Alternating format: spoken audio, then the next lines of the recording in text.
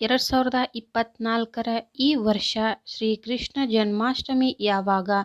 ಪೂಜೆಯ ಸಮಯ, ಮಹತ್ವ, ಸಂಪೂರ್ಣ ಮಾಹಿತಿ ತಿಳಿಯೋಣ.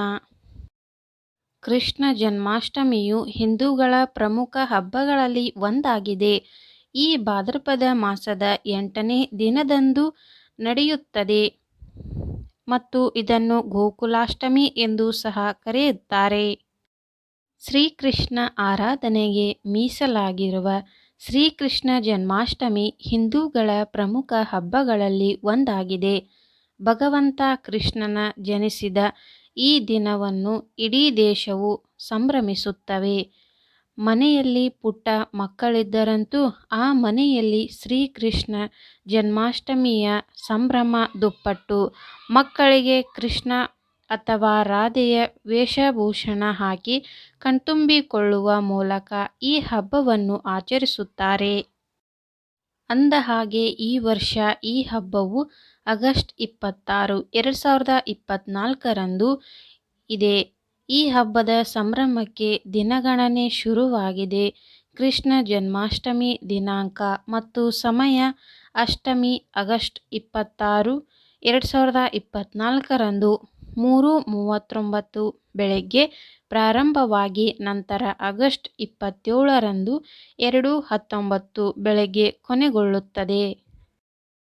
ರೋಹಿಣಿ ನಕ್ಷತ್ರ ಇಂದು ಆಗಸ್ಟ್ 26, 2024 ಮಧ್ಯಾಹ್ನ 3:55ಕ್ಕೆ ಆರಂಭವಾಗಿ ನಂತರ ಮರುದಿನ ಅಂದರೆ ಆಗಸ್ಟ್ 27 ಮಧ್ಯಾಹ್ನ 3:38ಕ್ಕೆ ಮುಕ್ತಾಯಗೊಳ್ಳುತ್ತದೆ. ಮಧ್ಯರಾತ್ರಿ ಕ್ಷಣ ಆಗಸ್ಟ್ 26 11:48 ಚಂದ್ರೋದಯ ಸಮಯ ಆಗಸ್ಟ್ 26 11:07 ನಿಶ್ಚಿತ ಪೂಜಾ ಸಮಯಗಳು ಆಗಸ್ಟ್ 26 11:26 ರಾತ್ರಿ ಆಗಸ್ಟ್ 27 12:11 ಬೆಳಗ್ಗೆ ಇರುತ್ತದೆ.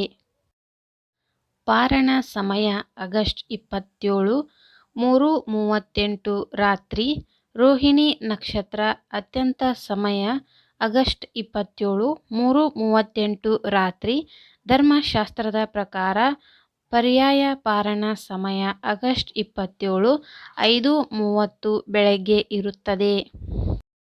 ಭಾರತದಲ್ಲಿ ಅನೇಕ ಸ್ಥಳಗಳಲ್ಲಿ ನಿಶ್ಚಿತ ಕಾಲದ ನಂತರ ಪಾರಣ ಮಾಡಲಾಗುತ್ತದೆ. ಆದ್ದರಿಂದ ಪಾರಣ ಸಮಯ ಮುಂಜಾನೆಯೇ ಪಾರಣ ಮಾಡಬಹುದು. ಕೃಷ್ಣ ಜನ್ಮಾಷ್ಟಮಿ 2024 ಮಹತ್ವ. ಜನ್ಮಾಷ್ಟಮಿಯ ಹಿಂದೂಗಳ ಪ್ರಮುಖ ಹಬ್ಬಗಳಲ್ಲಿ ಒಂದಾಗಿದೆ. ಈ ಭಾದ್ರಪದ ಮಾಸದ 8ನೇ ದಿನದಂದು ನಡೆಯುತ್ತದೆ ಮತ್ತು ಇದನ್ನು ಗೋಕುಲಾಷ್ಟಮಿ ಎಂದು ಸಹ ಕರೆಯುತ್ತಾರೆ. ಹಿಂದೂ ಧರ್ಮ ಗ್ರಂಥಗಳ ಪ್ರಕಾರ ಶ್ರೀಕೃಷ್ಣನು ದೇವಕಿ ಮತ್ತು ವಸುದೇವರ ಮಗನಾಗಿ ಮಥುರಾ ನಗರದಲ್ಲಿ ಅಷ್ಟಮಿ ತಿಥಿಯಂದು ಅಥವಾ ಭಾದ್ರಪದ ಕರಾಳ 15 ದಿನಗಳ 8ನೇ ದಿನದಂದು ಜನಿಸುತ್ತಾನೆ. ಹಿಂದೂ ಪುರಾಣಗಳ ಪ್ರಕಾರ ದೇವಕಿಯ ಸಹೋದರನಾದ ಕಂಸನನ್ನು ಕೊಲ್ಲುವ ಸಲುವಾಗಿ ಭಗವಂತ ವಿಷ್ಣು ಭೂಮಿಯ ಮೇಲೆ ಕೃಷ್ಣನ ಅವತಾರ ತಾಳಿ ಬಂದನು ಎನ್ನಲಾಗುತ್ತದೆ. ಶ್ರೀಕೃಷ್ಣನು ಜನಿಸಿದ ಈ ದಿನವನ್ನು ಎಲ್ಲೆಡೆ ಅತ್ಯಂತ ವೈಭವ ಮತ್ತು ಉತ್ಸಾಹದಿಂದ ಆಚರಿಸಲಾಗುತ್ತದೆ. ಈ ವರ್ಷ ಶ್ರೀಕೃಷ್ಣ 5251ನೇ ಜನ್ಮದಿನವಾಗಿ ಈ ದಿನವನ್ನು ಅಪಾರ ಭಕ್ತಿ ಮತ್ತು ಭಾವ ತುಂಬಿ ಪೂಜಿಸುತ್ತಾರೆ.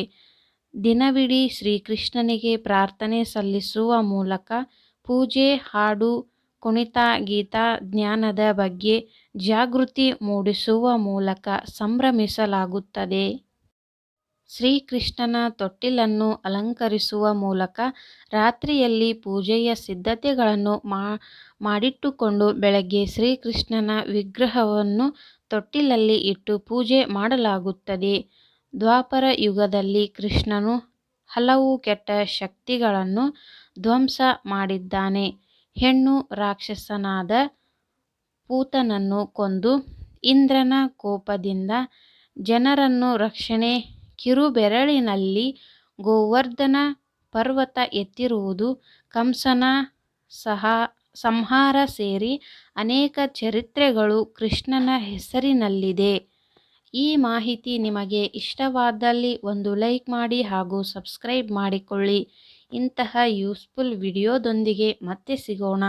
ಈ ವಿಡಿಯೋ ಕೊನೆ ತನಕ ನೋಡಿದ್ದಕ್ಕೆ ನಿಮಗೆಲ್ಲರಿಗೂ ಧನ್ಯವಾದಗಳು.